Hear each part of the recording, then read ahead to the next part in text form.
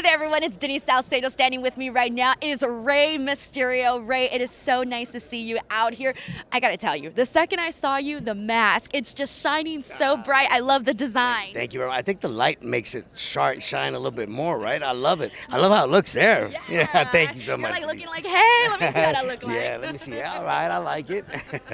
Rey, okay, first of all, it is an honor to chat with you. You know, you are obviously a huge inspiration in the pro wrestling world.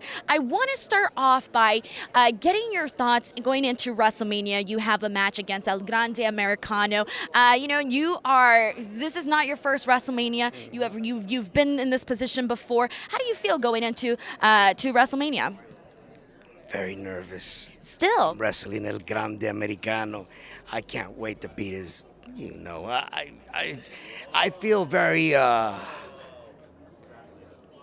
defensive when they try to insult my heritage, my history, something that I've defended my whole life, the honor and tradition of Lucha Libre. And I feel like that's what El Grande Americano has been doing. I feel like him putting on a mask, saying that he's a luchador and that he's been training for all these years and found a great trainer. Like, no, I will take that mask off on Saturday and show the whole world who you are, the same person that we all think he is. So I just can't wait for that moment to happen. Well, I can't wait for that either. I do want to get your thoughts on, we're talking about Lucha Libre. You have influenced so many wrestlers. I mean, I always say you're one of the biggest influences in this generation. Rey, we are seeing both a lot of new people coming in from Lucha into WWE. We're seeing Penta, we're seeing Fenix. I want to get your thoughts on that because that is so huge to see WWE say, hey, we want more luchadors. Yeah, I love the fact that now it's not the company saying, come on, it's them as well wanting to make that jump and wanting to take that risk and wanting to say, I can make it there. And if I was in some way or form an inspiration for them to eventually come over, great. But the fact is that they're already here. So now all they have to do is ride and work and grind and show the world what you're made out of, just like I did at one point. I was blessed enough to have that opportunity to be able, and I wasn't the first one. There was many luchadores, wrestlers before me that paved the way for me to eventually come in, Eddie being one of them. So to be able to continue with that tradition, to open up that path for other luchadores to come in and make their impact, I think is such an incredible way of giving back to our sport, Lucha Libre, to our people, Hispanos, and to the culture of Lucha Libre. Have you had a chance to talk to them at all and give them some advice? Of course, and they know I'm always there. Whatever they need, whatever they want to ask, that I'm there for them. And overall, I actually just saw Rey Fenix a minute ago, and I was able to just kind of say hi and bye right away because I had to come here. But with Penta, and I've known both of them for maybe 10 years now.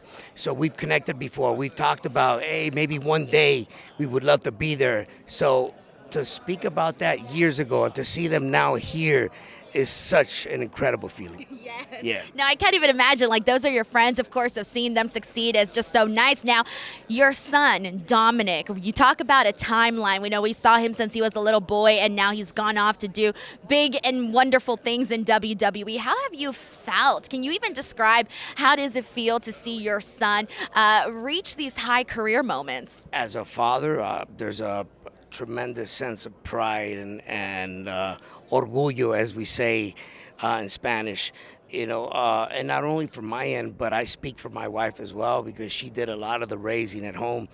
It's just incredible to be able to see the growth of your son just rising to the success, that he has been over the past 4 years in such a short amount of time.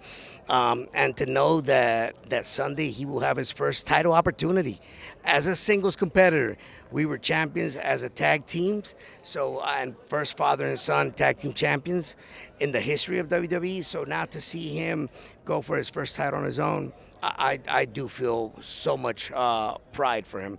Now he just has to show the whole world that he can accomplish that, on his own. We've seen what he can do on his own. He's done incredible. He's definitely branched out. He is his own identity now. He is not connected to Mysterio, but the name. That's it. He's done his own work. He's grinded on his own. So yeah, so I'm really enjoying his work and have become a fan, sincerely. I was gonna say, man, it's just been so cool to see Dominik do his thing and to see him just like, and just immerse in the WWE world. Like, it's been really, really great. Now, I have a random little topic that I want to bring up with you really quickly, Ray. So, a while back, I interviewed Konnan, who you know very well, and he told me some fun stories about when he used to sneak you into the clubs in Mexico. And he said they used to think you were a 13-year-old girl. Do you still remember those days? Of course, that's how I began, wrestling in Hollywood bars at the age of 15, 16 years old when I wasn't allowed to be there because it was 18, 21 maybe, I can't remember. But I just know he would tell me, don't take your mask off, and just if they ask you to take your mask off, tell them you can't. And then, of course, he would always stand up for me. But to be able to be in those places at that age, we're talking early 90s, wrestling against people like Mando Guerrero, Eddie's brother. Before I even wrestled against Eddie or even knew Eddie, I knew Mando before I knew Eddie. So these are all moments that are very inspirational and just go to show when you dedicate to what you love doing, you can reach the stars. You can reach the limit. So, I mean, it's very cool. Konnan has some incredible stories. We talk about that a lot every time we meet up. I love that, Ray. Thank you so much for taking the time to chat with me. Thank you, everybody. Thank you.